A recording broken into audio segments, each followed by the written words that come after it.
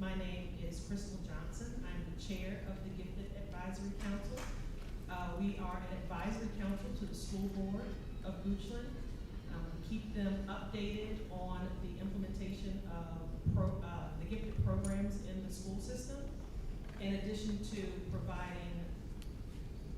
sponsoring programs of interest to the public. In the spring, we hope to be having a college advisory panel, so be on the lookout for more information about that. I'd like to recognize Dr. Raley, our superintendent of schools, and Dr. John Wright, our school board member. Thank you so much for being here tonight. It is my pleasure to introduce to you Mr. Mark Caraway, the director of Blue Ridge Governor School, who will be coming up and giving you some information. Thank you so much for being here.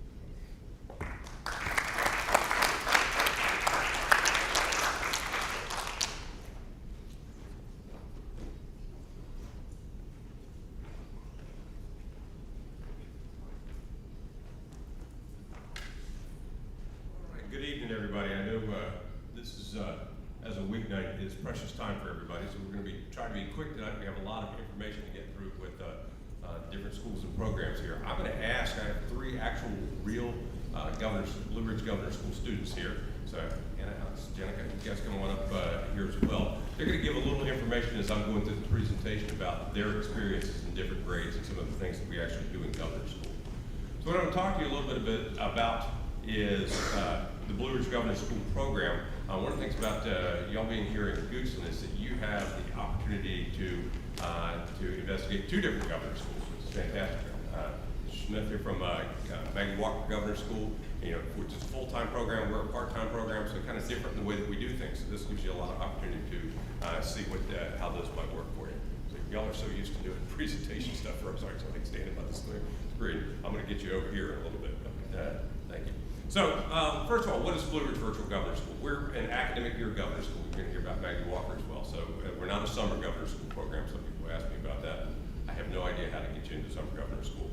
We're a part-time program, as I mentioned. Most of the part-time programs in the state actually have a place where students have to go every day, separate from their regular high school. We are an exception to that. We actually, our students take their classes in their local high school. So, you guys have taken all your classes right here at GHS, right, for all your governor school classes. So that's a little bit different than some of the other part-time programs. So we're mostly STEM-centered, science, technology, engineering, and math. Every governor school has kind of a central focus, but we have a lot of opportunities for students to explore other topics. I'll talk a little bit about it as I go through. We have 640 students in 7 counties. We're actually the largest part-time program in Virginia, for a part-time governor school program in Virginia. We're an applications-based program, and the reason for that is we're limited to a certain number of students per district per year coming into the next 9th grade. That number is usually 18 students coming in new per each district. Some of our counties, Goochland included, that have a lot of applications have actually expanded and requested and received the ability to have a second section of 18. That's a year-to-year decision, so that's something that is determined each year based on the number of applicants that apply in a specific county. But you may have heard that there have been 2 classes of students coming in over the last several years in Goochland. That's where that's coming from. So again, that would be a year-to-year decision based on the number of applications that do come in. So one of the things about our program is when people hear Blue Ridge Virtual Governor Schools, they think we do everything online. And over the last year and a half, I think a lot of people have gotten a little wary about doing everything online.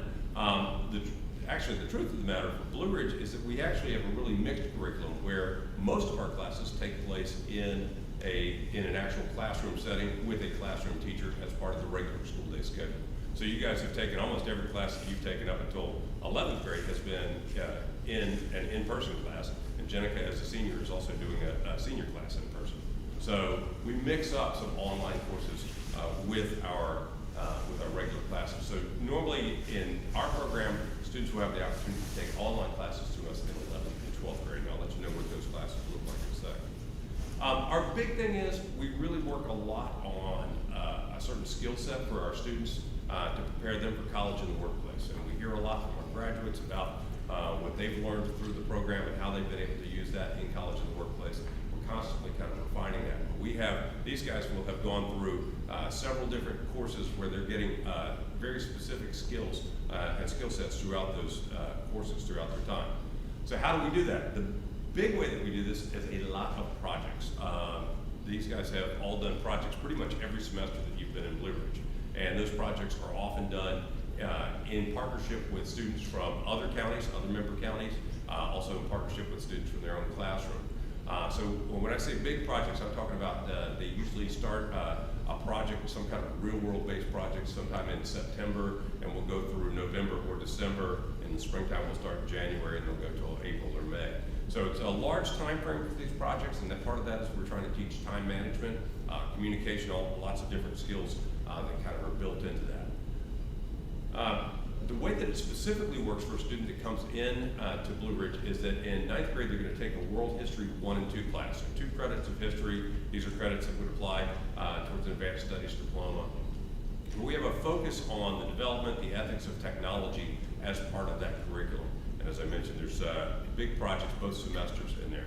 So if one of you guys could describe just real briefly your virtual museum project that you did in first semester of 9th grade. So in 9th grade, my group had the Age of Exploration, and we researched things that were invented and like tools that they used during the Age of Exploration, and we wrote a paper about it in the first semester.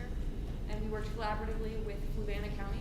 And then in the second semester, we did a website, like a Google site, with all of our information that we had collected in the previous semester.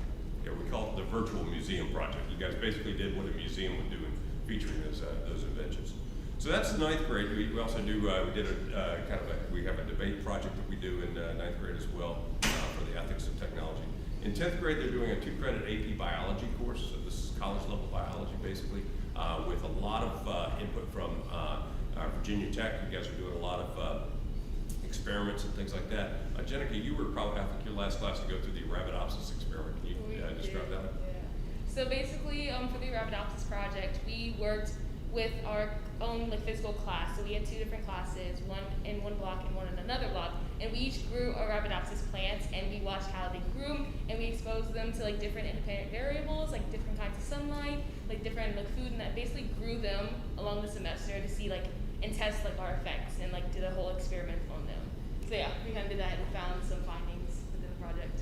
Yeah, that's a part of an actual long-term experiment that Virginia Tech has been doing on genetically altered plants. So that's the 10th grade. 11th grade is where things start to branch out. Students have choices of different courses. So Anna, Alex, what are you guys taking this year? I haven't started my class. It's in the spring through UVA, but I'm taking UVA Digital Communications this spring.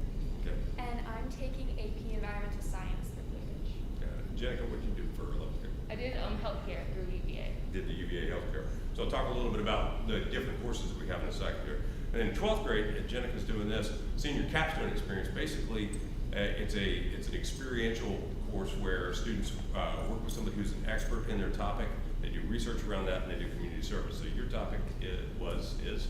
It's basically the road from injury to recovery. So I've worked with an orthopedic clinic for my internship and with a physical therapy place for my community service, and learning to tie that in and different methods of recovery and to figure out how to best suit your injury that you have, orthopedic related. And thank you, Jenica. That's one there where students can really take any topic they can sell us on and study. So what are some of the other things that your classmates are doing? Yeah, so there's been a wide variety. I have classmates that have done other internships with in the medical field, but also dealing with agriculture and dealing with law enforcement and doing law enforcement and doing one student, she wants to intern at a morgue and deal with deceased people, and there's just a really big variety. There's anything you can choose from, honestly. We have a lot of different topics. Thank you.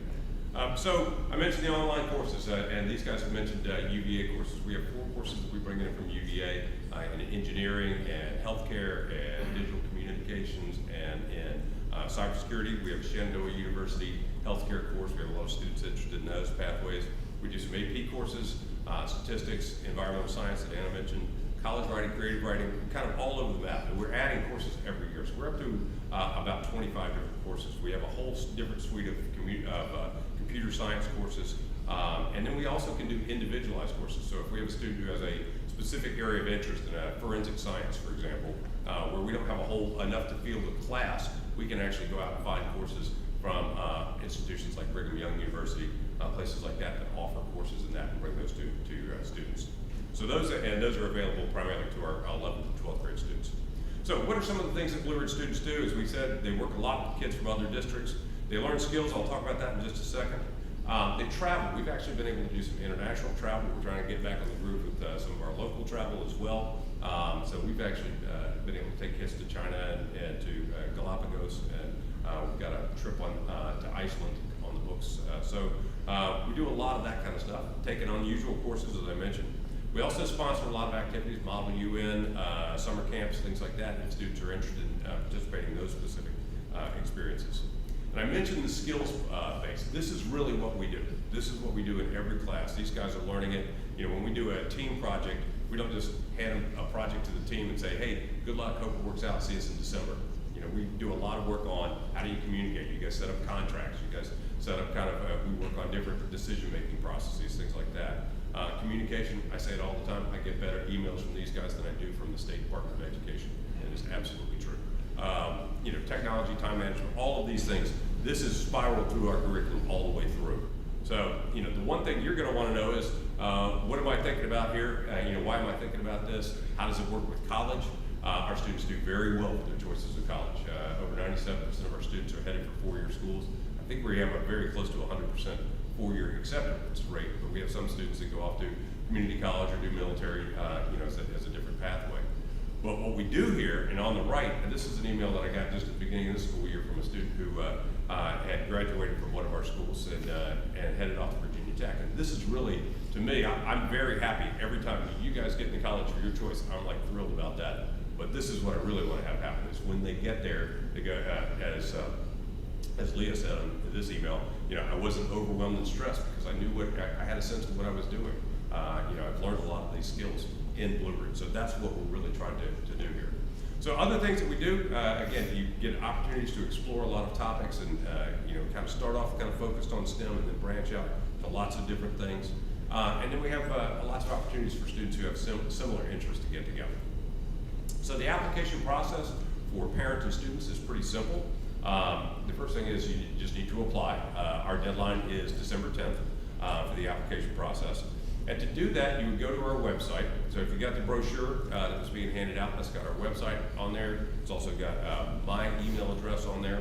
If you go to that website, you're gonna find, and right here, there's a big blue button that says admissions and application. You click on that, it's gonna take you to the page. It's gonna explain to you the application process, and it's also gonna have a link to the online application. The online application itself needs to be done by parents and students together. It's very quick and easy, probably about 15 minutes all told. So that gets submitted. And then the student needs to have 3 teachers, either science or math, science and math teacher from this year or last year. And then the third can be any educator, actually, not just it can be teacher, counselor, principal, any educator from any year. And they need to make contact, and they will put in an online recommendation. That also needs to be in by December 10th. So as I tell students and parents all the time, don't wait until December 8th to do that, because you might not get the best recommendations. So, that's a pretty simple process up front, and then the last part of the process takes place usually after the winter break, where there'll be some testing for ability and achievement. We do have a problem-solving test, we do interviews, and we look at grades. And the big part of this is we are trying to find out what students can do. So a student who maybe didn't have the best grades, but who interviews well, has a shot at getting into the program. So questions that we get a lot, and I'll ask you guys to answer some of these. Does it cost parents or students anything? You guys have not had to pay anything. UVA classes, tuition's covered, we've been able to do that, yep. Once you're accepted, do you have to reapply every year? No, you're good to stay as long as you want to. So, can students apply if you're not accepted into the 9th grade? This is always kind of a tricky question. If there's spots that open up if somebody leaves the program. Exactly, Ms. Valerie. If there is a slot, you can get in. You have an opportunity to come in at a later grade, but it doesn't happen very often. How does this impact other classes and extracurriculars? In other words, will you still have a life? Yes. What are some of the things you guys do that are not being in Blue Ridge and not in student stuff?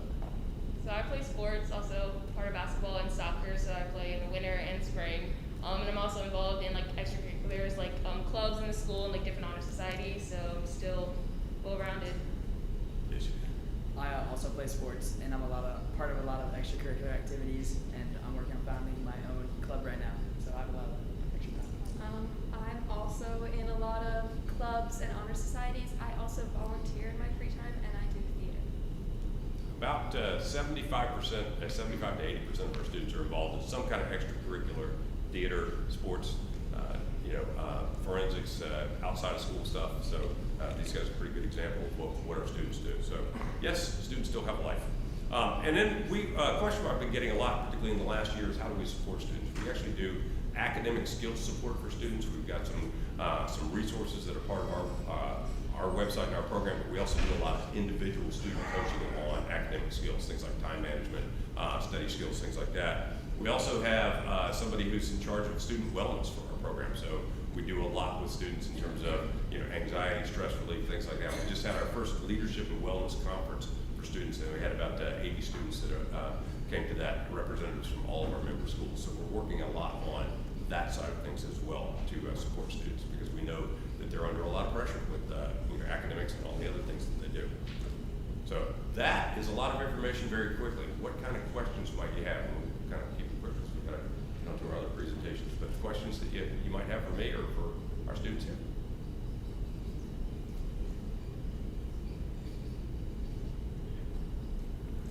Yes? You mentioned some of the college courses they take. Do you have any that are related to law or writing, sort of related to law? Well, we're doing a college level writing, a creative writing, no law specifically. We did start an international relations class this year. So it's first kind of along those lines, but that's an area that I think we might have some interest in if we started exploring. We just haven't, we've been expanding our class, our online class kind of pathways. So that's one to, we have enough, our indicator for bringing in new classes is student interest. So we try to ask students what they're interested in. So if we hear that's going to be one that where we can bring in a class. We do have students doing it on that individual basis that I talked about. We've had students that have done different kinds of law classes as an individual. So we've been able to help out with that. Yeah, good question. Well, how about a big hand for our student?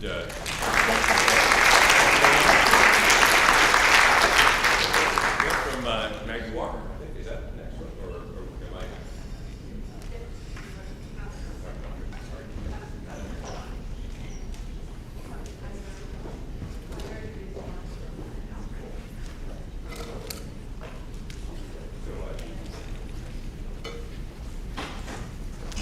Thank you, Mr. Look, he's taller than me. Thank you so much, Mr. Caraway. While I'm up here, I did see one member of the Gifted Advisory Council, and I don't mean to call them out, but if we have any other members, everyone please stand that's on the Gifted Advisory Council. This is Mr. Marcus Allen. Thank you so much. Next, we have Mr. Smith, who's the Assistant Director of Maggie Walker Governor School.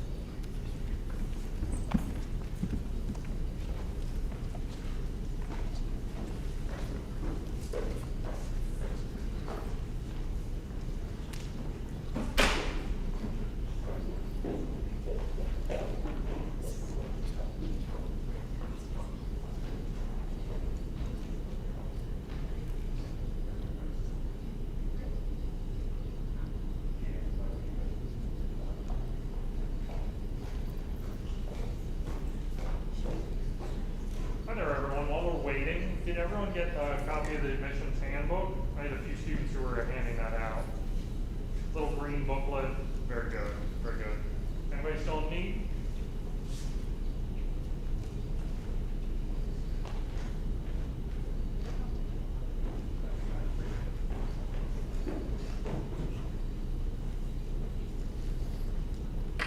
Good evening, everyone. I'm Max Smith, and I'm the Assistant Director at the Maggie L. Walker Governor School, and I've also brought a number of students with me in order to help with our presentation tonight. we're going to be talking about the mission, vision of Maggie Walker, as well as the value added that our full-day Governor's School program provides to the Central Virginia region. We've been open for 30 years now, and we are one of the top-rated high schools in Virginia, as well as in the country. I've been with Maggie Walker now, this is my 14th year, 8 as a teacher, and I'm just entering into my 6th as an administrator, and that's because, as one of my coworkers said, working at Maggie Walker is like swimming in cream. It's an awesome place to be when I get to work with talented young people like the one standing to my right up here. And so I'm going to give a brief presentation and then open the floor to questions. I want to get some of the students involved as well in being able to respond to some of their favorite aspects and their favorite parts of being at Maggie Walker. So tonight we're going to be looking at the history of the institution, our mission, the way that we support our students, the counseling that we give to our students, the clubs and activities, our academics, of course, all the reasons that you might want to consider us a good fit for your future academic track. We're very proud of our namesake. Maggie Walker was a local luminary, the first African-American woman in the United States in order to open a bank. She was involved in education, involved in community service, involved in early civil rights. And so we are very proud of our namesake for our school. We are also very proud of the Walker Way. These are our 4 pillars that really represent who we are as members of our community. These are the central core of many of the activities, speakers, clubs, and activities that we do at the school: courage, compassion, community, and collaboration.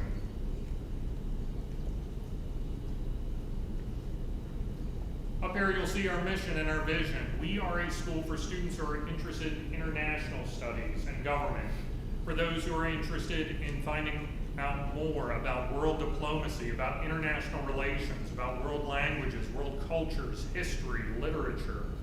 We are driving to be able to create students who show civic responsibility, ethical leadership, and embrace diverse worldviews. In order to be able to apply, a student has to be currently in 8th grade and part of one of our 14 participating districts. We just picked up 2 new districts, Colonial Heights as well as Dinwiddie. They have to be currently enrolled in Algebra 1 or higher and successfully complete that math and have a B grade point average. So once these prerequisites are fulfilled, it's open season in order to be able to apply. Many aspects of Governor's School are going to look familiar to the experience that you had when you were in high school. Anything from homecoming to sports games to clubs, but there are a lot of things that are really unique about Maggie Walker. Cornelia, could you give one aspect of student freedom that you really enjoy or appreciate? So many of the clubs are student driven, and we really get to participate in anything we want, so long as we can manage our time wisely. Thank you very much. And Savannah, an aspect of the school that you really enjoy for student freedom? I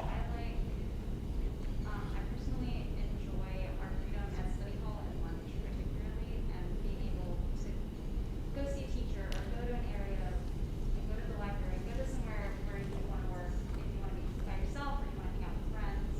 There's a lot of freedom to get to be where you want. Thanks, Savannah. One of the courses that really sets us apart is FERC, which we have come up with this acronym for the class, which is Foundations for Independent Research and Communications. This is a foundational class that all of our students go through. It's a common experience in order to give them skills that they're going to be using through all of their years at Governor's School. In science, they're looking at statistical testing. In social studies, they're doing primary and secondary document research, and then building that into a research paper. In stats, they're looking at inference procedures or identifying biases. And in English, they're doing their units on different types of public speaking in order to become more comfortable with making presentations in class. Lauren, out of the 4 sections of FERC, what would you say was the one that was most useful to you? I would say FERC stats was the most useful for me. I'm taking VCU stats this year, and it's given me a really nice basis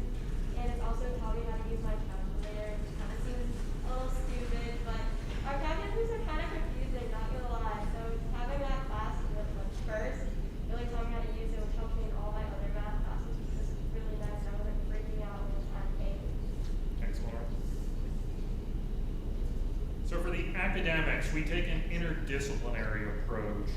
All of our world regions are studied in the freshman and sophomore years. These include Asia, Africa, Latin America, Russia, the Middle East, Europe, in order to give them a grounding and a foundation, in order to be able to look at the history, the culture, the religions, the literature of these areas. We have global studies as our history courses in 9th and 10th grade, and each of the quarters is dedicated to one of those world regions.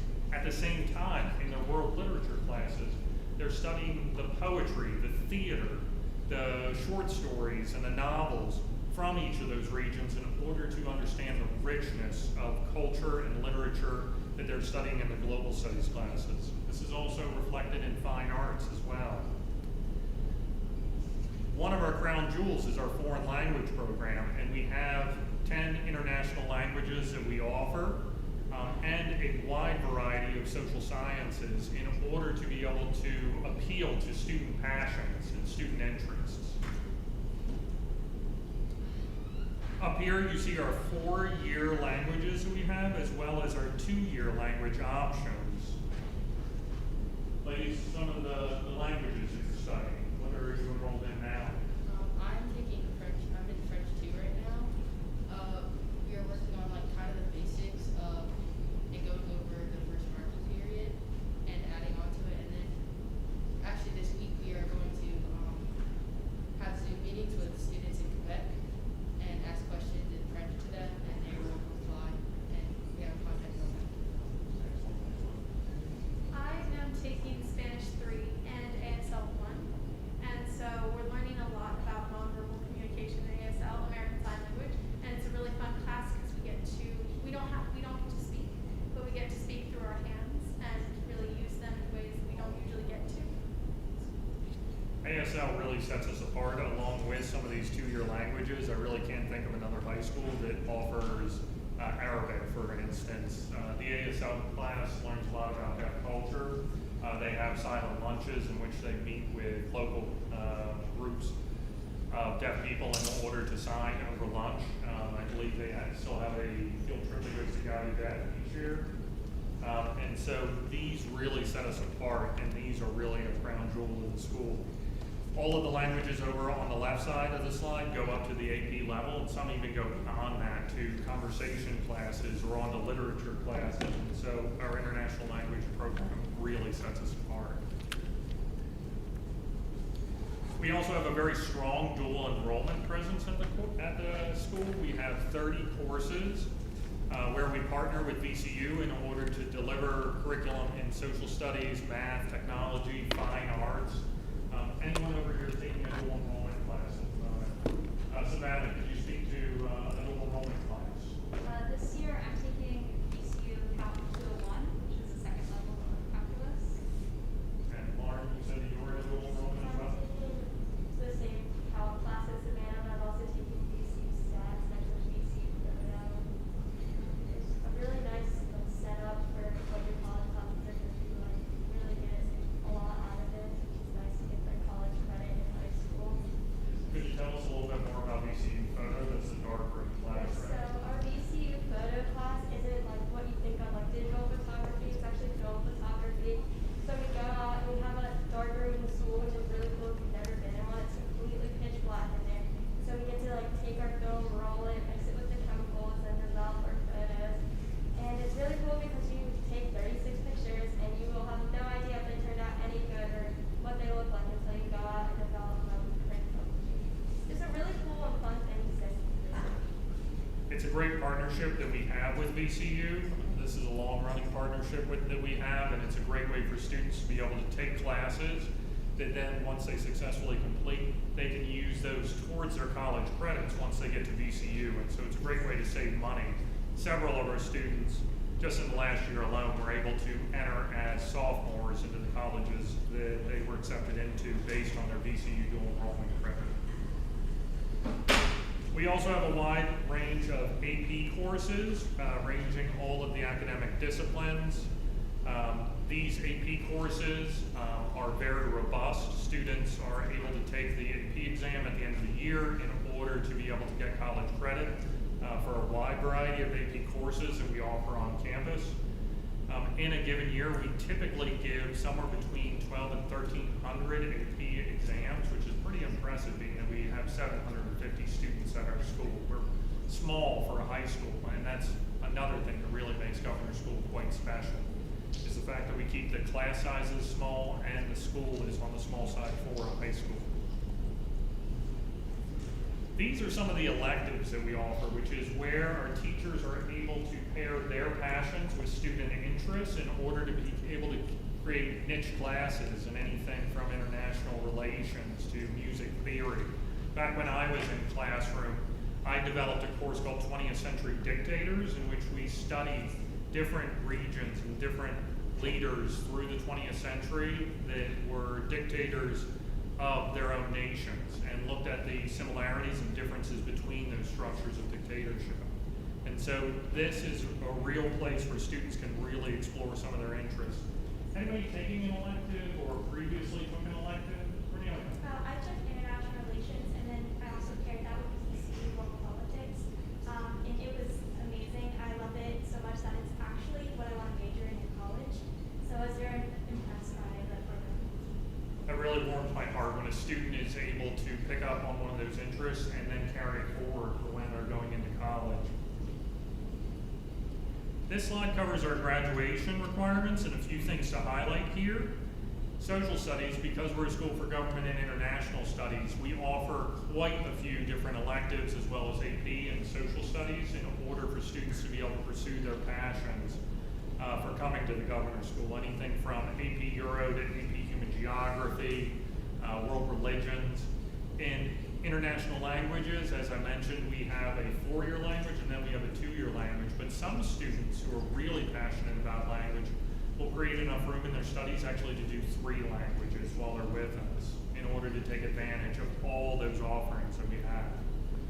FERC, I mentioned, for the common experience of our freshmen, and then we get down to community service and mentorship. For our senior seminar and our mentorship, this is something really special that we do. We give all of our seniors the ability to either do an internship in the community in a field that they're really interested in, or to go into a class that is capped at 12 students in order to be able to study a topic in depth. Now my seniors over here, that would be Savannah and Lauren, Savannah and Lauren and Cornelia. Okay. Are you doing a seminar or a mentorship this year? I'm doing a seminar. It is called Age of Total War, and for the majority of the 20th century, we sort of study about how war, but especially World War I and World War II, has kind of impacted our global society.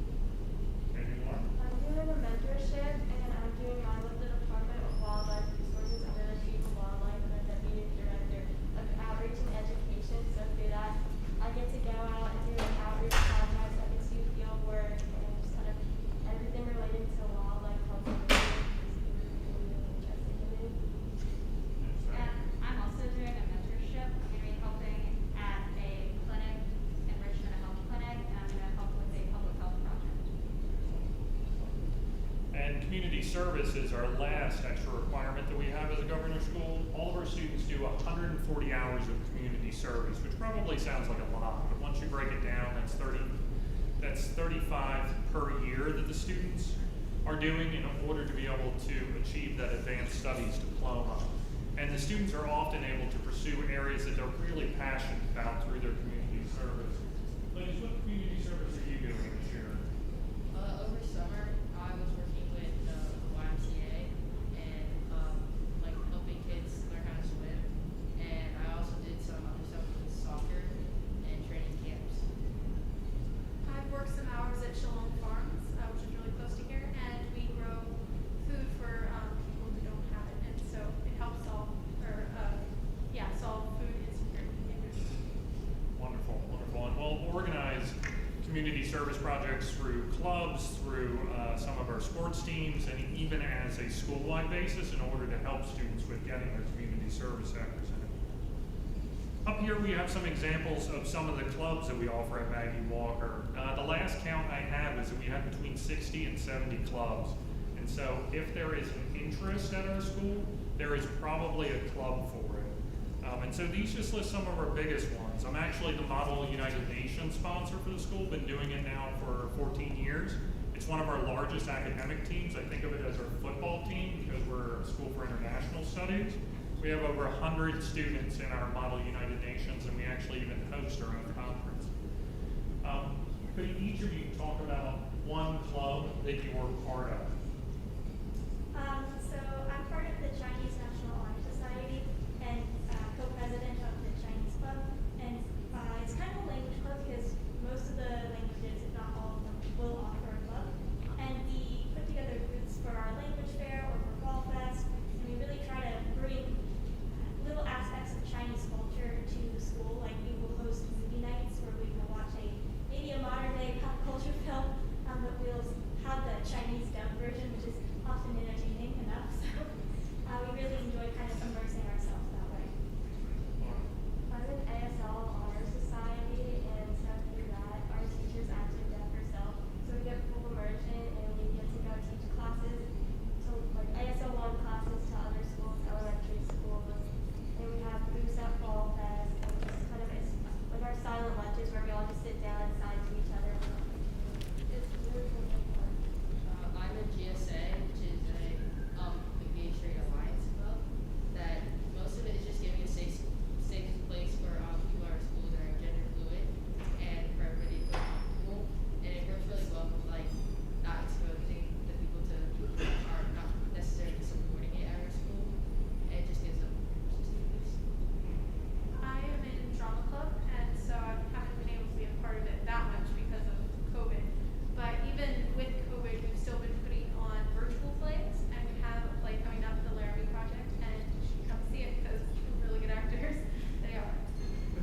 And I'm co-president of a club called Richmond Friends of the Community. And last year, me and one of my friends, we made the club, and it's a community service-based club where we provide opportunities for students in hours and help the community. We also have a full range of athletics. What many people do not know is that although Maggie Walker is known for academics, we are also a powerhouse for athletics as well. We brought home the Wells Fargo Cup for our division, I believe 5 times in the last 6 years. This is for one of the winningest schools in the state for athletics, and so you'll see we have anything from swimming to softball, baseball, cross country. The only sport that is conspicuously missing is football. We like to say that our football team is still undefeated because we've never had one. We're simply not large enough as a high school to field a full football team. Any of you had any experience with club sport or with sport at Maggie Walker? I played JV varsity soccer. I was on cross country my freshman year. I learned I was not athletic. Cross country is a great way to get to know a lot of students. It's one of our largest with somewhere between 70 and 100 members on it. We also sometimes refer to it as a running club that we have at the school. We also offer a lot of support for our students through our school counseling department, anything from mindfulness training to a school psychologist, study skills, as well as a lot of work at the senior year for college exploration and planning, and even career awareness as well. This is a picture that we had from one of our days. We brought in therapy dogs, which is a really fun event for us. We usually do that around exam time. And then we also support students in their academic pursuits through groups like the Peer Mentors or the Peer Helpers, Honor Society tutoring. We have a full-service library. Good evening, teachers. I hope that you all have had some successful parent conferences tonight. At this time, as you may begin wrapping up the parent conferences that may still be taking place, please take a moment to fill out the survey that was shared this morning by Dr. Collier on Schoology. This is important data that Dr. Ridley would like to share at the November school board meeting, so please finish this up before you leave tonight. Lastly, the awesome Miss Foster has placed all report cards in your mailboxes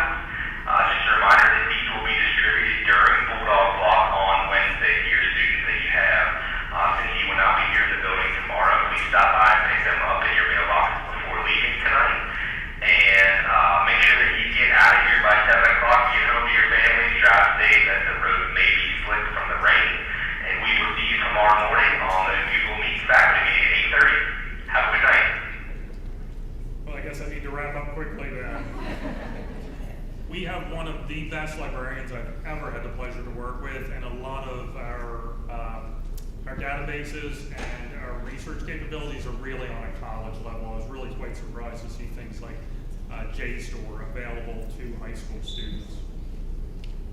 Last, we have a slide about our upcoming deadlines. We're planning to have a virtual open house event in November. It will be on November 9th, but if you cannot make it, which we will have the link posted on our website, we'll be and then posting it on the website so that way you can see the breakout sessions, the interactions with students and teachers and parents. That's going to be on November 9th. The applications are going to be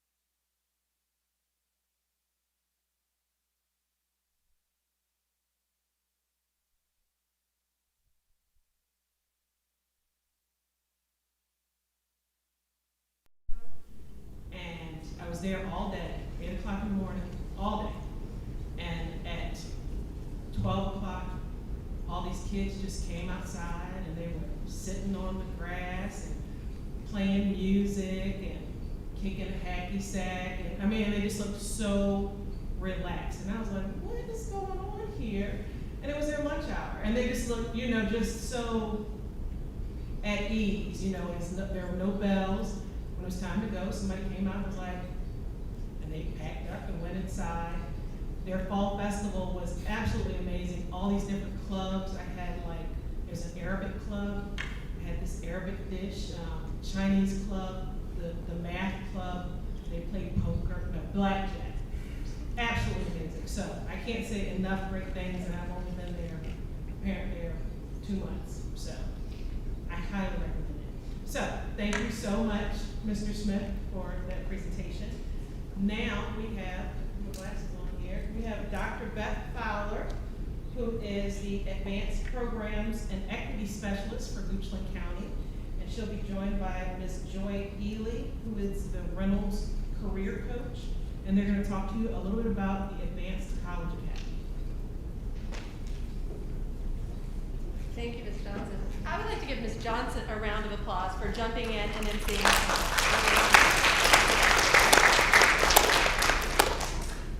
So, as Ms. Johnson said, my name is Beth Fowler. I'm the coordinator of Advanced Programs and Equity here at Goochland High School. So I get to wear a few different hats. One of the hats I get to wear is the site director for the Advanced College Academy, the ACA program, but I also get to coordinate all the applications for all these different programs. So I wanted to start off by pointing that out just so that you guys know that you're welcome to reach out to me at any time and ask questions about any of these programs you're hearing about tonight, Blue Ridge, Maggie Walker, ACA, and how these things can dovetail together. I am happy to tell you that we do have many students who participate in both the Blue Ridge and the ACA program. They can overlap because those classes are all taught here at Goochland High School. Unfortunately, as wonderful as Maggie Walker is, when you're a Maggie Walker student, you're in Richmond City, and you're not able to participate in this program. The ACA program is a dual enrollment program, which means that students who are part of ACA are not only Goochland High School students, but they are Reynolds Community College students, simultaneous. They're getting their Reynolds Associates in Social Science degree while they're getting their high school advanced studies diploma. And to support both of those enrollments, we have a wonderful partner in Ms. Joy Ely. And I'm going to let Ms. Ely talk a little bit about what her role is with ACA. I am the career coach, which means I am a Reynolds employee, but I am solely dedicated to all of our students here at Goochland High School. I get the opportunity to work with students to help guide them to understand what their class pathways are, what their career and college plans are, and how all of those things tie together. I can help students look at colleges that they're interested in to see what credits they've earned are going to transfer as they go forward, what may or may not work for certain colleges, works for other colleges, and I have some experience now in being able to help students analyze that fact. And I'm also here just as a academic support, students, or emotional support, whatever students need. So students who might be having some class challenges or difficulties with the program, they can come to me, we can talk about it, we can talk strategies, we can talk about best practices, and keep them on track because they are taking very rigorous college coursework alongside of their high school schedule. One of the other things that Ms. Ely is really great about doing is linking our ACA students to all the supports that the community college offers in addition to what the high school offers. When I think about ACA, I often think about this multiplier of 2, because students who are in the ACA program are Goochland High School students and Reynolds Community College students at the same time. But when you see the multiplier of 2, it is not twice as much work. These students are doing classes and getting credit at both institutions. So for instance, in the junior year of high school, our ACA students take 2 semesters of Reynolds Community College English, and they're getting their junior English credit, but they're also getting 6 transferable college credits for that same course. So it's getting twice as much credit, but not twice as much work. I also think about this multiplier of 2 when I think about the reasons that students and families are most interested in the ACA program. My background prior to being in this role was I was the director of school counseling here at the high school for 14 years. So I can tell you both from that role and also from the role of a parent who has a student who is in this program, that there are a couple of advantages to it. It's not just about the transferability, but there's an undeniable advantage to students when it comes to the admissions process when they have been a part of this ACA program. Because what colleges are looking for is students who have taken the highest level of rigor that is open to them. And the ACA program, particularly not only because it's dual enrollment, but because it's an entire degree pathway, is considered a very rigorous program. As a matter of fact, I'm going to embarrass my daughter right now, she's sitting down front. We went to William & Mary today, and for years as a school counselor, I was saying that the most competitive schools in the state of Virginia were saying that they were seeing AP a little bit higher than our dual enrollment. That is not what we heard at William & Mary today, which is one of those most rigorous institutions. They see the dual enrollment, and particularly the dual enrollment full degree pathway, as equal to full AP programs. The dual enrollment classes are also weighted in the student's GPA, which reflects really highly on them when it comes time for college admissions. Of course, it's more than just taking the individual one-off dual enrollment. We do offer some of those here at Goochland High School, but these students, because they're completing that entire degree, are really setting themselves apart from others in the application pool. The second prong advantage to this program is the transferability of these credits. Students in the ACA complete 62, a minimum of 62 college credits. Some of them take a higher math pathway, and they actually get 64 college credits. And while that transferability is not guaranteed, and I'll give you a perfect example, my alma mater, the University of Richmond, is a private school, and they are very clear that they will not accept any dual enrollment credits, so that it will not be guaranteed transferability of these credits at University of Richmond. But does it still help with that first prong of admissions to get into a school like that? Absolutely, because you're showing your students' ability to perform in a rigorous academic environment. Please. I do want to add on transferability though, while there are some schools and there are a small number of schools where it's not guaranteed, the VCCS, the Virginia Community College System, is working tirelessly with all of the state universities in Virginia to make as much of this transferable as possible. And so over the couple years that I've been in Virginia, I'm a native Floridian, I haven't been here long, and I'm sure Dr. Fowler can attest to seeing over time that more and more of our ACA students' credits are transferable than they were when the ACA first started and in years past when dual enrollment classes. So as the years advance and the programs change and that compatibility keeps merging together, we're gonna find that mostly all of these credits will become transferable. That's the goal of the VCCS with the university system. Thank you. We're always very careful about how we talk about the transferability because it is up to that four-year institution. But Ms. Ely is exactly right that particularly in the state of Virginia and public schools in the state of Virginia, we are seeing these credits transfer amazingly well, very successfully.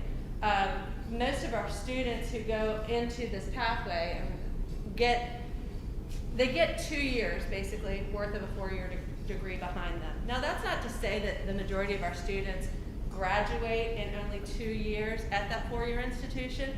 As a matter of fact, I can tell you again, putting my mom hat on, I don't want my daughter to get out of college when she's 20 and go into the world of work. There's going to be lots of time for that. But when she gets to that four-year institution, she's going to have the gift of time because she's already got these 60 college credits. She can take a lighter load. She can double major. She's very excited about what, Anna? What do you want to do? Travel abroad. She's always talking about wanting to do her semesters abroad. And she's going to have the flexibility to do that and probably still graduate in 3 years with a bachelor's degree because of having started on this program when she was in high school. Keeping with this idea of the multiplier of 2, the other great thing that students get while they're in high school from this program is they get twice the support. So all students have wonderful faculty here at Goochland High School who will support them and counselors, and they have awesome parents. That's why you're here tonight. But notice that when you're an ACA student, you also get Miss Ely as the ACA career coach, all the wisdom that she brings to this program, and also the connections to the Reynolds campus and the Reynolds tutoring services and the Reynolds academic supports and all the library resources. All of that is there for our ACA students. They even belong to college honor societies while they're juniors in high school, many of them. They get Dean's List awards and all that while they're here at the high school. They get the site director, which is me. Again, I told you I'm a former school counselor, so they get kind of twice the counseling that the typical high school student might get, because they get me to help them not only with social, emotional, and the academic piece, but also with helping to figure out what's that transfer path going to be that's going to take them the furthest and help connect to what comes next, because these students will, in many cases, choose their college major a little bit faster than it's someone else who just graduates from high school and goes to their four-year college. And then they also get the support of the dual enrollment college director who oversees the entire ACA program. This is a well-established program. We are on our 5th graduating class here from Goochland High School. I think we're on maybe 7th from Henrico. They beat us by a little. Yeah, just barely. And it's throughout the region now, and so it's really very well accepted and looked highly upon. We have a history now that we can say that students in this program do really well through the college admissions and the transfer of credits sort of situation. As a matter of fact, can I share Ms. Jern? Ms. Jern happens to be a friend of mine. Her daughter graduated last year, and she just sent me a text while I was sitting here to say that her daughter took AP Biology and got a strong score on her AP test, is now at UVA. UVA would not take that score on the AP test, but took her dual enrollment credits in biology. So we're actually starting to see where the dual enrollment is transferring a little bit better than perhaps the AP scores. Also here in high school, there are other benefits to being a part of this ACA cohort. You've heard a lot tonight about great programs that are very competitive and have a limited number of seats available for them. So Blue Ridge, Mr. Carraway shared that a class of Blue Ridge is 18 students, and for the past several years we have had very strong applicant pools, and we have been able, with the support of our school board, to purchase 2 sections of Blue Ridge. I cannot say that that will absolutely happen this year, but I've got my fingers crossed that it once again will. And so that would be 36 possible seats for Blue Ridge students in our current 8th grade class. Maggie Walker, we have 7 positions to fill. So again, 7 seats, 7 students who are currently in our 8th grade class or who are residents of Goochland County with 8th graders. 7 of them can go on to Maggie Walker next year. What I am thrilled to be able to tell you about our ACA program is that while it is rigorous, it is not competitive, because we are not limited to a certain number of students currently for a cohort of ACA. Goochland and the school board is dedicated to the idea that as many students as can be successful in this program, we want to have access to this program. And that's why they have hired a fantastic faculty here, where the dual enrollment classes are taught by Goochland High School teachers who are also dual enrollment professors for Reynolds. They have either a master's in the content area or a master's in another field and 18 master's hours in the content area, meeting all the requirements that a Reynolds professor has to meet, but with the flexibility of being high school teachers that operate within the high school schedule, who will talk to parents at things like parent-teacher conference day like tonight, which you're not going to get when your students hit college. College professors actually will not talk to parents regardless of the fact that you're going to be paying the bill. And so it's a nice kind of soft lifting up into that college environment. We're getting the college rigor, but with the support of mom and dad and the high school still behind them. We do have wonderful, strong cohorts here. I am pleased to say last year we graduated 58 out of a class of just over 200, ladies and gentlemen. We graduated from Reynolds Community College 58 of our seniors with associate's degrees. In this year's current junior cohort, we're looking at more like 73? Yeah, 72. 72, 73. So we're seeing the good word is out about this program. Our first graduating class was about 23, and it's growing by leaps and bounds. And so far, fingers crossed, we have not had to limit the size of that cohort. But the fact that they're a cohort means that these students hold each other accountable. You know, they come in as 8th graders and they have a goal, and they have a plan for that goal of achieving this associate's degree. We put them together every year except for this one. There was a little snafu in the same Bulldog block so that they can hold each other accountable. In that Bulldog block, they're surrounded by others who are taking equally rigorous sort of classes and have similar goals for themselves, and they lift each other up. There's lots of research that says this cohort actually increases students' success rate and graduation rate in a college sort of environment. So we will have that dedicated Bulldog block returning in 2022-23. We also keep them connected through Schoology. I know you guys, as Goochland parents, are very familiar with Schoology and all the connections that happen there. We do a lot of activities, reminders, resources, general announcements through Schoology to keep them focused as well. And acknowledgments and praises, I should say. So while that cohort is a mark of success to hold each other accountable and to hold each other up, what I love about ACA is that it's also very individualized. So these college classes for students can begin anywhere starting as early as 9th grade.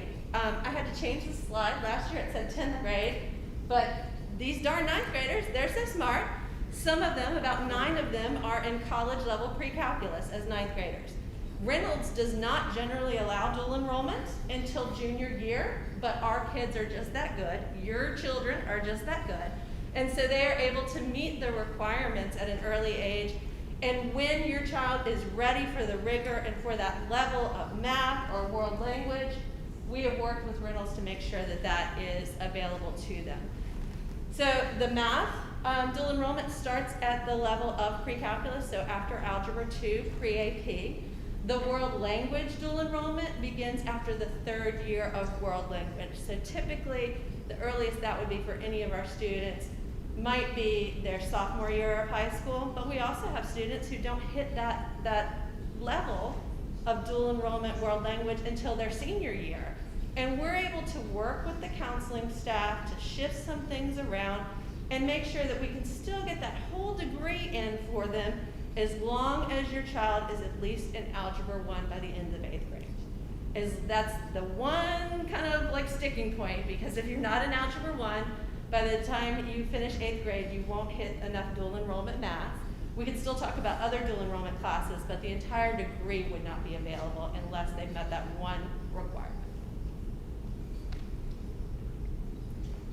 Regardless of when students kind of start running this race towards their degree, every student is often running with dual enrollment by the summer between their 10th and 11th grade year.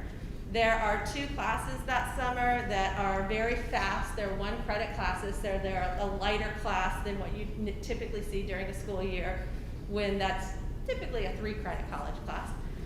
These are virtual classes, and they're taught within the course of 3 weeks.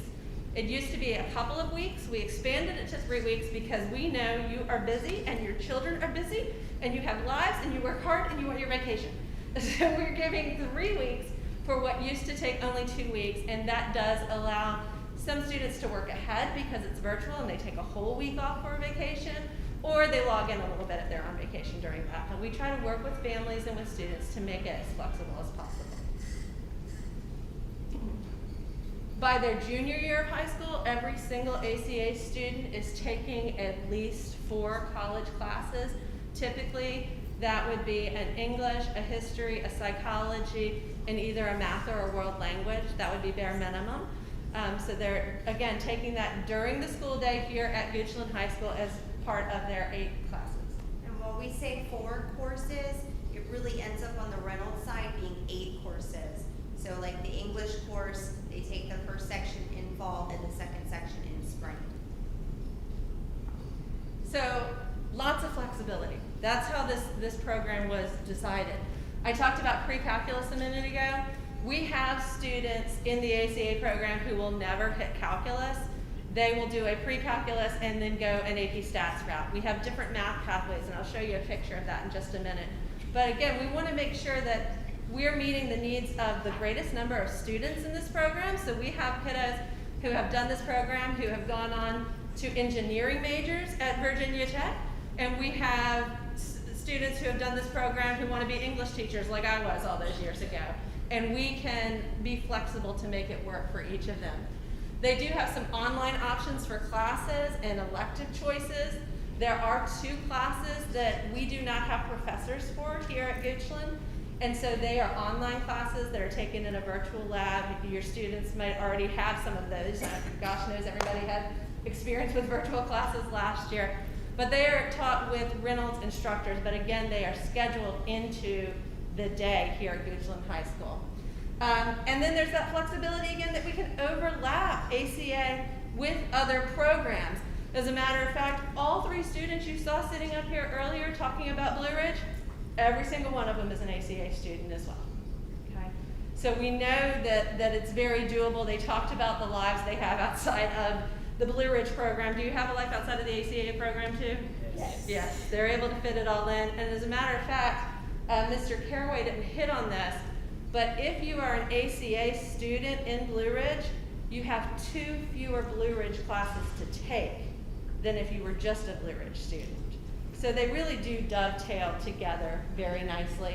And then we have a couple of CTE academies that don't fall under the purview of tonight to talk about, but we have an Architecture and Construction Academy and an Academy for Sustainable Energy. And we have students who participate in both of those academies who are also ACA students. So you don't have to pick and choose when it comes to ACA, Blue Ridge, and those CTE academies. All right, this is super small, and I know this, so we're gonna hit the highlights, but if anybody wants this in greater detail, I'm happy to provide it for you. But what it basically is an overview of what that full 4-year program of the ACA degree would look like, because some of you might be sitting there going, oh my gosh, how do you fit 60 college credits into a high school experience without overloading students?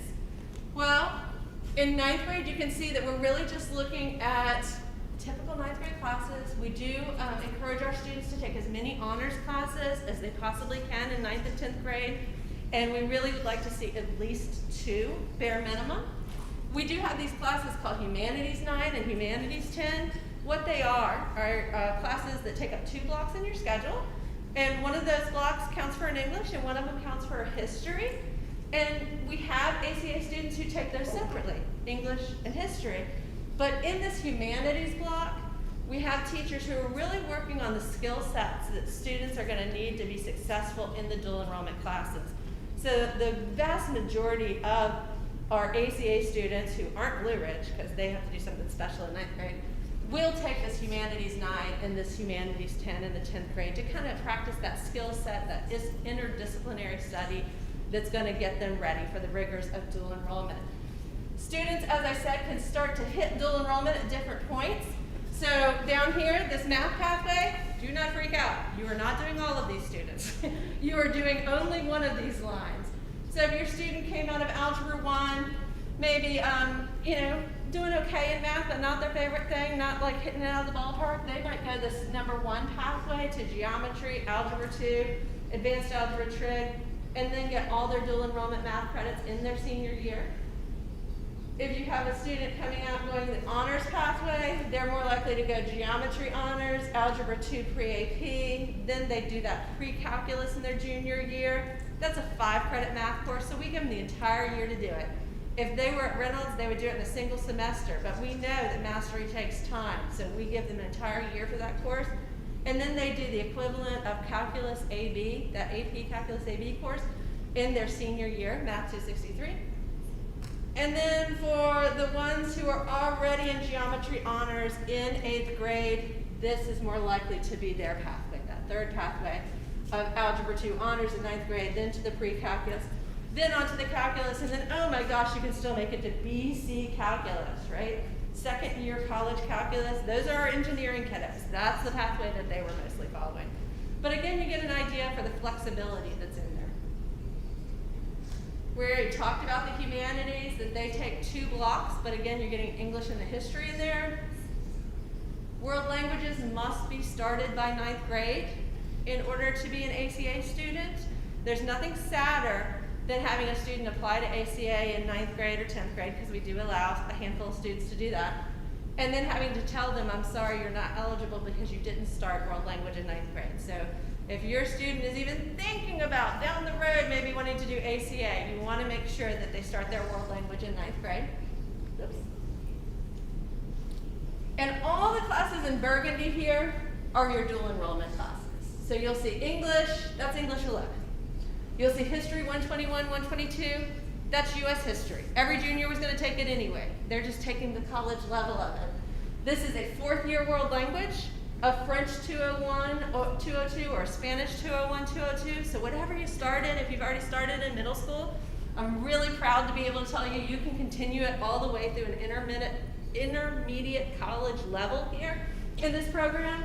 There are dual enrollment psychology classes that are required in the junior year, and we've already touched on the math. In senior year, you've got your 2 more Englishes. Again, it's counting as English 12. Poli-Sci 211, 212. That's counting as government, a graduation requirement. Twice the credit, not twice the work. This IT 115 is likely to change. It's going to be a different technology course, but that's a technology course. And then they get that choice of an approved Reynolds elective to take online.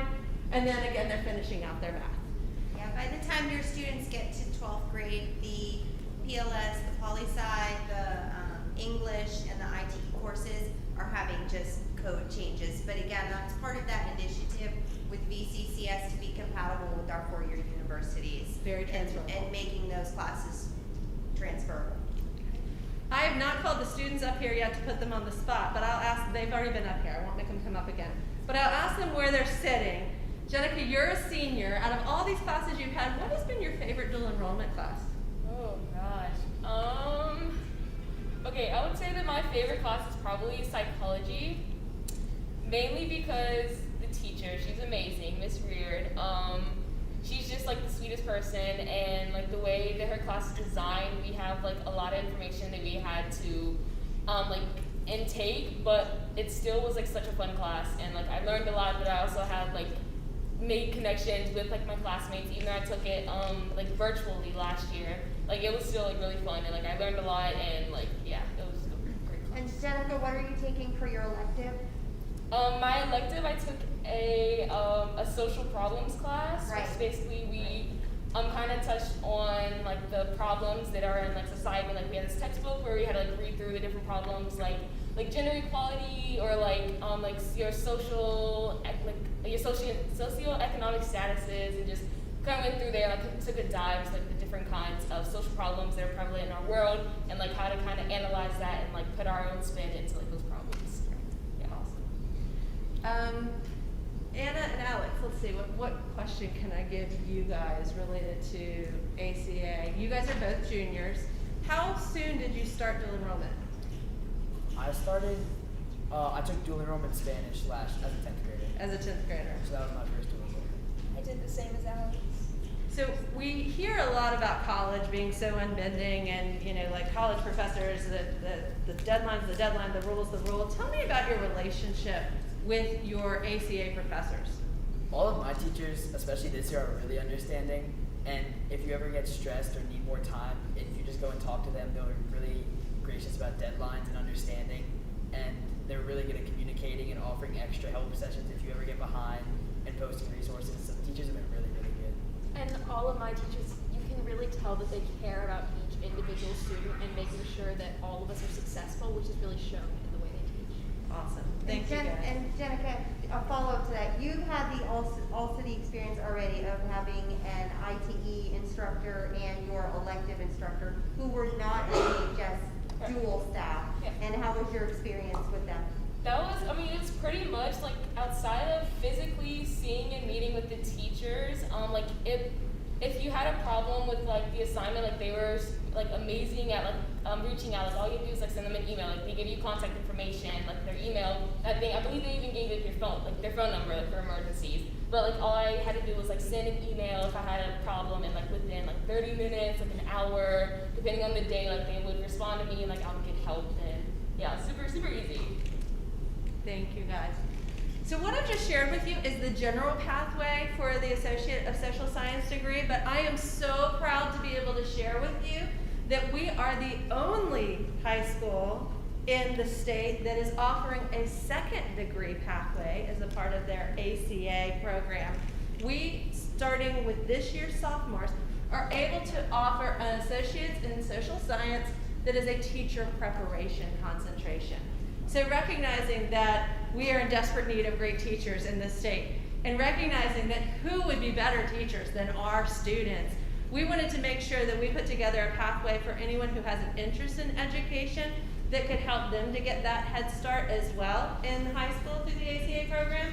It really does mirror the pathway you just saw with all but 2 exceptions, and it's still highly transferable. These students will also get an internship opportunity in high school because they'll be taking a high school elective class called Teachers for Tomorrow, where they're basically getting into the classrooms and working with elementary and middle school students. This allows students, again, when you get started early like this, to double major so that when you're in college you can get multiple endorsements, which would make you much more marketable as a teacher when you get out and are ready to teach. And then we know that a lot of education related careers require a master's degree, a master's in education. And so for a lot of our ACA students, they're already looking way past that bachelor's degree. They're looking towards that master's. They know they're going to get it and try to get it in 4 years. And they'll get a head start on careers such as school counselor, school psychologist, speech pathologist, dual enrollment professors, and even administrators or superintendents.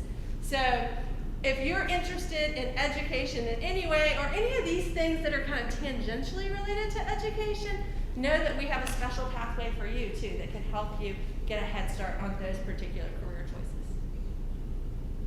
And then let's talk about the cost versus benefit analysis, right? So you've heard about the Blue Ridge program and the Maggie Walker program, and I'm very happy to say that there's no cost for those programs, that's totally covered by our school board budget.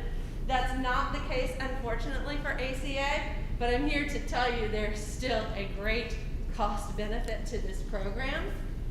In the 2020-21 school year, which was the last year for which I could find these numbers online, the average cost of a private college, and this is just tuition, this is not room and board, so apples to apples, just your classes, the average cost was over $37,000 for 1 year. For a public school, if you're an out-of-state student, so let's say you want to go to UNC, right, University of North Carolina, but you're a Virginia resident, the average cost for a public school when you're out of state is $27,000. For a public in-state school, you're a Virginia resident and you want to go to UVA, you're a Virginia resident and you want to go to JMU. Again, this is not your room and board, this is just the cost of the classes. The average was $10,560. For J. Sarge last year, for a full-time student, they paid nearly $5,000 to, again, just take the classes. But here at Goochland High School for those classes, you'd pay $1,350. So right now, and this can change annually with the school budget, but for the past 3 years now, we've been able to cap the cost of tuition at $45 a credit hour. The cost on the Reynolds campus is $166 and some odd cents per credit hour. So while this is not a completely free program, it's still a tremendous cost savings.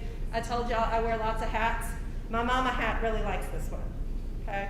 My kiddo's gonna get her bachelor's degree, I'm gonna pay for it, it's gonna be cheaper, and the master's is on her, so.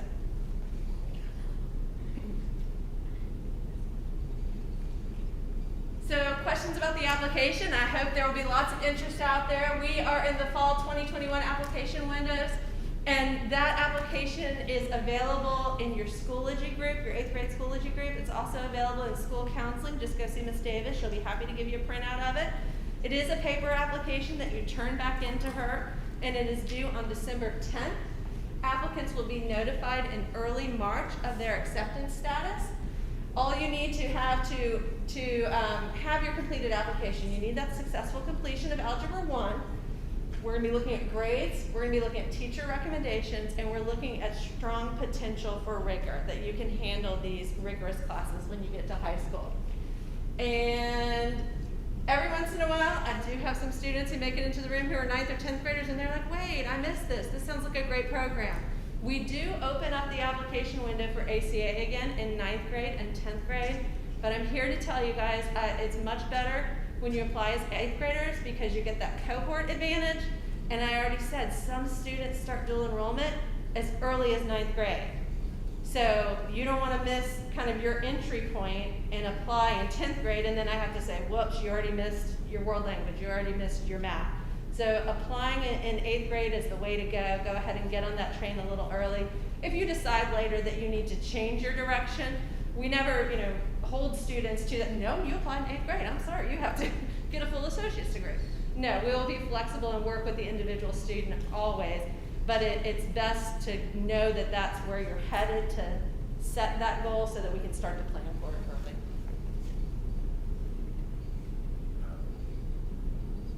And with that, I'm just sharing some pictures of graduates from years past. This is one of my favorite ones from last year's outside graduation. And I'm happy to answer any questions you might have. And I'd love to invite all the students back up here too from all the programs, so that if you have more questions, they're happy to answer them too.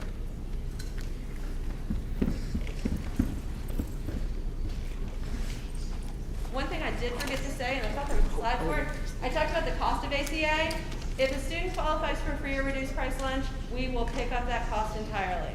I never want a student who is capable of being successful in this program to not apply for this program or back away from it because of the cost. We have been able to work with families, work out payment plans.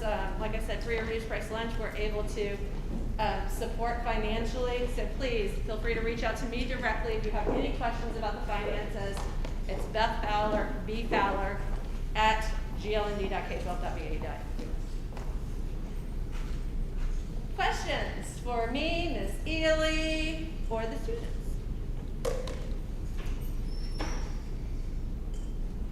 Anybody want to know how hard it is to do Blue Ridge and ACA at the same time? Pretty nice. Is that a hash? What do you think? I can answer it for you, even if you didn't want to know. It really isn't that difficult. I personally think that they blend together really well, and I've had an easy time juggling both of them. It's very doable. Yeah, and like the teachers and like everybody kind of works with you to ensure that you're not like super stressed out, or like that your workload's not going to be like something that you cannot handle. But at the same time, there is like more rigor if you do both of them, and like that's with any program. Like if you're involved in 2 different things versus one, like you're gonna have a bigger workload. But yeah, I mean it's doable. It is. Time management is really big, which is also important in college. So like it kind of helps you out in high school. One of the advantages for the ACA students is that it's a predictable schedule of college classes. So it's not like college where you're taking this random English class, this random history class, and those professors don't know each other and don't know what they're asking of you. We are a faculty within a faculty. Our ACA faculty has faculty meetings. They plan, they know, this is going to be a really hard week in psychology. Maybe I should move that English test to another week. They can work with each other in that way. Other questions? Yes. As far as transferability, what about out of state? Such a good question. So there is this entity called SHEV, the State Council of Higher Education in Virginia. And their whole role is to try to make sure that the community college system and the four-year college system plays nicely together. And so they're the ones who are really working on transferability and why we focus so much on Virginia. That being said, have we had students go through dual enrollment and through ACA and transfer out of state and have these transfer? Absolutely, very successfully. We're also, and when I talked about SHEV, we're really talking about the public schools. The private schools don't have to necessarily play as nicely, but the vast majority of them do as well. we've had students, for instance, I know recently we heard from a student who went up to Liberty who had all of her credits transferred. We've had several students who've gone to Randolph-Macon College, a private school in Ashland, and gone in as social freshmen but go in as academic juniors because all of these credits are transferred. And then as the career coach, I can help students research that information. So you can go to any of the schools that they may be interested in. I can help them find those equivalency charts that might help them make decisions whether they think they want to apply to that college or not. There's never a surefire answer. It all depends on students' major, what school they're going to, and what they'll accept. But you can usually get enough information to help make those decisions, whether you think that you want to go there, if the decision's going to be based on how much will transfer. Any other questions? Yes. So a question for the students. You all seem, first of all, congratulations for being so awesome, but you all seem very well spoken and maybe extroverted students. Do any of you feel like you were more of an introvert, and was that a challenge for you going into like rigorous courses?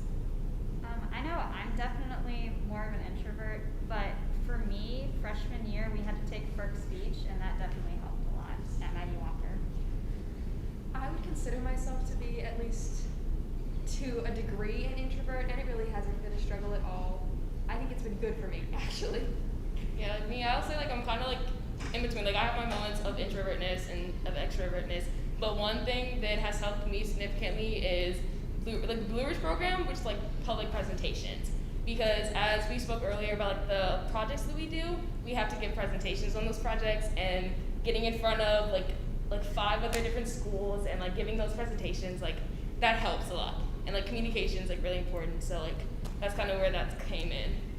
With Blue Ridge, they also have they don't just put you in front of the big presentation once. We have smaller presentations in class, and they teach us the best ways and successful tips to give presentations. So they kind of gradually build up to the big presentations and really help you become. Yeah, so like the 9th grade year and like our history classes, I think we gave close to close to 10 presentations throughout the whole year, and like kind of just getting that accustomed in front of like 20 kids, and then moving on to like a bigger audience, and then yeah, so we are here. I know I'm definitely an introvert, but like the kids at Maggie Walker are so open and friendly that I have made so many friends, even though it's really hard for me to get out there and like show myself. But the people and the community are my favorite part. I love being there.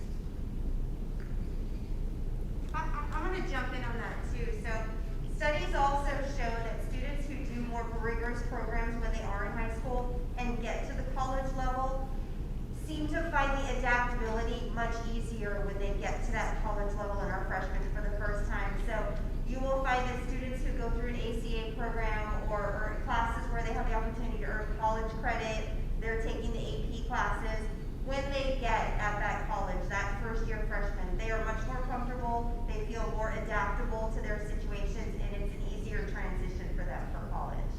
We've done some informal surveys recently of ACA graduates, and we'll be doing some more at the end of first semester. But that's what we've heard from the graduates going back as far as 2018, is that they felt they were better prepared than other freshmen when they got on campus. We asked them, how did you know that? They said things like, a professor told me how strong my skills were. They shared that they were invited to honor societies, but overwhelmingly what we heard was, I watched other freshmen really struggle and I didn't have to. I was ready for this.